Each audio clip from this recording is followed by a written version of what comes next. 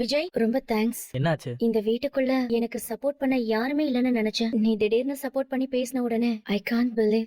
நிஜமாவே ரொம்ப சந்தோஷம். ஒரே விஷயம் தான் அனாமிகா, நீ வாய் வார்த்தையா மாறிடுவேன்னு சொல்லும்போது நான் நம்பல. ஆனா அடுத்த நிமிஷமே நான் இது வரைக்கும் தேடிட்டு இருந்த ஏகப்பட்ட புக்ஸ கொண்டு வந்து கூச்சி வச்சிருந்த பாரு, அதுலதான் நான் மிஸ்மரைஸ் ஆயிட்டேன். நீ மாற முயற்சி பண்றது உண்மைதான்னு புரிஞ்சுக்கிட்டேன். அதோட வெளிப்பாடு தான் நான் எல்லாரும் முன்னாடியும் உனக்கு சப்போர்ட் பண்ணது. எனிவே, இனி எல்லா விஷயத்திலயும் நீ இப்படியே நடந்துக்கிட்டா அதை பார்த்து சந்தோஷப்படுற முதல் நானா தான் இருப்பேன். பிரபா, இந்த சடன் ட்விஸ்ட எதிர்பார்க்கவே இல்லல. வெறும் புக் கொடுத்ததுக்கே விஜய் இப்படி உருகிட்டான்னா இன்னும் நான் திட்டம் போட்டு பண்ண போற பல விஷயங்கள் விஜய் என் மேல பைத்தியமாக்க போகுது. பாக்குறியா?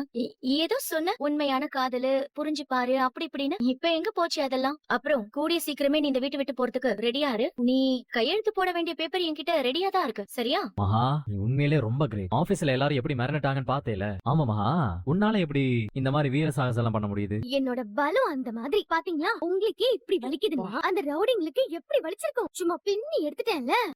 உங்க ரத்தத்தை பார்த்ததும் எனக்கு அப்படியே அவ்வளவு வெறி வந்துருச்சு. அவங்க எல்லாம் ஒரு ஆளுன்னு பேசிட்டு இருக்க. என்ன ரொம்ப குறைவா பேசுறீங்க? உங்க கைய கிழிச்சதுக்கு நான் போய் அவங்களை அடிச்சிட்டு வந்திருக்கேன். ஆனா நீங்க அது ஒண்ணும் பெரிய விஷயம் இல்லங்கிற மாதிரி பிலிம் காட்டுறீங்க. என்னன்னா உங்கள மாதிரி தயிர் சாதம் நினைச்சீங்களா? அம்மா தாயே, நான் தயிர் சாதம் தான். நீ சிக்கன் பிரியாணியாவே இருந்துட்டு, அதுவும் லெட்டிஸ் பேட்ட பிரியாணியாவே இரு. அப்படி வாங்க வழிக்கு. எங்களுக்கும் பலம் இருக்கு, அத முதல்ல தெரிஞ்சுக்க. சும்மா நீங்க தான் பலசாலிங்கிற மாதிரி ரொம்ப பந்தா காட்டாதுங்க. என்னது உங்களுக்கு பலம்? எனக்கு தூக்குங்க பாக்கலாம். இவ்வளவுதானா? தூக்குனா மட்டும் போதாது, எவ்வளவு நேரம் எனக்கு கையில தூக்கி வச்சு தாங்குறீங்க.